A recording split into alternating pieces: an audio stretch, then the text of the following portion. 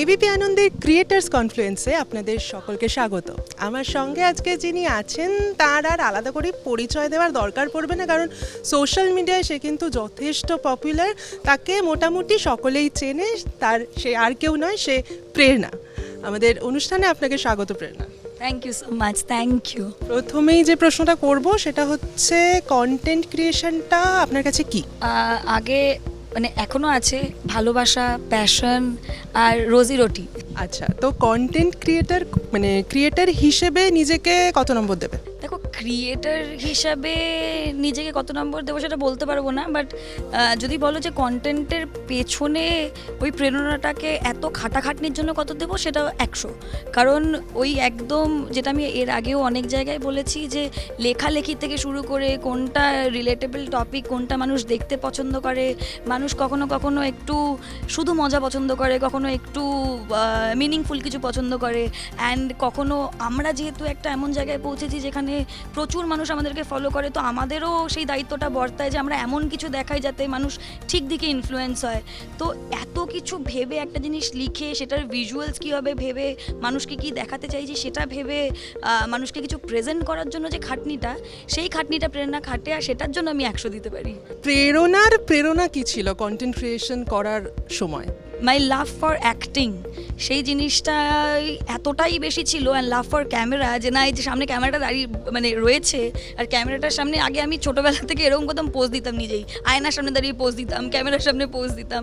আর এই ভালোবাসা ক্যামেরার প্রতি এতটাই বেড়ে যায় যে আমি ভাবলাম যে যদি কেউ কখনো আমাকে জায়গা না দেয়, প্ল্যাটফর্ম না দেয় কিছু করার, I will make things happen for me, যে আমি নিজে একটা প্ল্যাটফর্ম বানাবো, নিজে এই ফ্রি প্ল্যাটফর্মস যা আছে সেটাতে নিজের কিছু করব। তাই I started making content, I started writing content, আর এইভাবেই শুরু। ভালোবাসা যেমন পাচ্ছ, সেরকম অনেক নেগেটিভ কমেন্টও পাও। How do you react to them? আগে একটু মাথায় চাপ পড়তো অনেস্টলি, কারণ ভাবতাম যে এত কিছু ভেবে চিন্তে একটা কন্টেন্ট বানানো, আর সেটার ভালো দিক থাকলে খারাপ দিক থাকবেই, সেটা নিয়ে কিছু বলার নেই। তার জন্য আমার মনে হয় আমার কমিউনিটি হেল্প মি আ লট, কারণ নিজের একটা স্ট্রং ট্রাস্টেড কমিউনিটি যদি থাকে, তাহলে তোমাকে ওই হেড কমেন্টস নিয়ে ভাবতে হবে না। তোমার নিজের যারা লোকজন রয়েছে তারাই বুঝিয়ে দেবে যে তুমি এই কথাটা বলেছো, ভালো কথা বলোনি। আচ্ছা, নিজেকে কি ইনফ্লুয়েন্সার হিসেবে বেশি নম্বর দেবে না কন্টেন্ট ক্রিয়েটর হিসেবে বেশি নম্বর? একটা ইনফ্লুয়েন্সার বলতেই পছন্দ করি না নিজেকে, কারণ আমার নিজের এখন অনেক শেখা বাকি। আমি মানুষকে কি শেখাবো, সেই এত বড় দায়িত্বটা আমার মনে হয় নেওয়ার চেয়ে নিজেকে কন্টেন্ট ক্রিয়েটর বলা ভালো অনেক। কারণ আমি নতুন কিছু ক্রিয়েট করতে চাই সব সময়, সেটা একটা ছোট্ট এন্টারটেনমেন্ট কন্টেন্ট হোক বা একটা mini series, I like to create. তো আমি নিজেকে কন্টেন্ট ক্রিয়েটর বলতেই ভালোবাসি। ইনফ্লুয়েন্স মানুষ যদি হয়ও, আমি চেষ্টা করি সেটা যত ভালো দিকে হয় আর খারাপ দিকে না হয়। নতুন যারা কন্টেন্ট ক্রিয়েট করতে চাইছে তাদের জন্য যদি 2-3টে টিপস দিতে বলা হয়, কি বলবে? এমন কন্টেন্ট বানাও যেটা তুমি যেরকম বসে দেখতে পাচ্ছ সেরকম যেন আর 5টা মানুষ দেখছে, এটা ভেবে বানাও যে তুমি যখন রাস্তায় বেরোবে তারা যাতে তোমার দিকে তাকিয়ে সম্মানের চোখে তাকায়। কারণ কন্টেন্ট ক্রিয়েটর হলেই তো হবে না, তোমাকে অনেক কিছু মাথায় রাখতে হবে। তোমার মানে তুমি কি কন্টেন্ট বানাচ্ছ, তুমি কিভাবে কন্টেন্ট বানাচ্ছ, আর সেই কন্টেন্টটা তুমি যেহেতু শুধুমাত্র পোস্ট করে দিচ্ছ, আর তোমার দর্শকরা মানে তুমি তোমাদের দর্শকদের দেখতে পাচ্ছ না বলে এটা ভেবো না যে দর্শকরা তোমাকে দেখতে পায় না। তো আমার মনে হয় মিনিংফুল কন্টেন্ট বানানো বা এন্টারটেনমেন্ট কন্টেন্ট বানানো মধ্যে যেই ক্রিয়েটিভিটিটা আছে, সেই ক্রিয়েটিভিটিটা মাথায় রেখে কন্টেন্টটা বানানোটা বেশি দরকার। কারণ তাহলেই একমাত্র তুমি সেটাকে একটা পেশা হিসাবেও নিতে পারবে। কন্টেন্ট ক্রিয়েশনটা যদি শুধু হ্যাবিট হয় বা হবি হয় বা ইচ্ছে হয়, তাহলে সেটা আলাদা বিষয়, তুমি যা করছো। বাট তুমি যদি সেটা থেকে ইনকামও করতে চাও, বা তুমি যদি সেটা থেকেই মানে I make content full time, আমি একজন ফুল টাইম কন্টেন্ট ক্রিয়েটার, আমি এর সাথে আর কিচ্ছু করি না।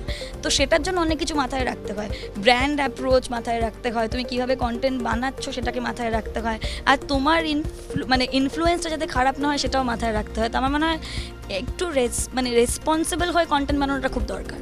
এখানে এসে কেমন লাগছে? খুব ভালো লাগছে, আমি যেটা এইমাত্র বলছিলামও, ইটস আ গ্রেট ইনিশিয়েটিভ। কারণ আমাদের বাবা মারা বা যারা সিনিয়র লোকজন রয়েছেন, অনেকেই এটাকে শুধুমাত্র একটা হবি বা ভালোবাসাই মনে করে, যে ঠিক আছে কন্টেন্ট তো বানাস আর কি করিস, তো যদি এইরকম একটা প্ল্যাটফর্ম এটা নিয়ে কথা বলে বা এটাকে এতটা সিরিয়াস জায়গায় রাখে, তাহলে আমার মনে হয় আমাদের মা বাবাদেরও বুঝতে অনেকটা সুবিধা হবে যে এটা শুধুমাত্র একটা হ্যাবিট বা হবি না, এটা একটা পেশাও হতে পারে। প্রেরণার হবি কি? বক বক করা, খুব এমনি এমনি লিখতে পারি নাকি সব কন্টেন্ট আমি তাই।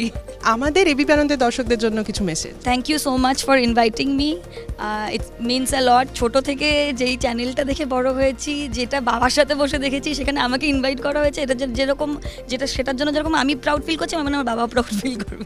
Thank you so much. ABP Ananda, এগিয়ে থাকে, এগিয়ে রাখে।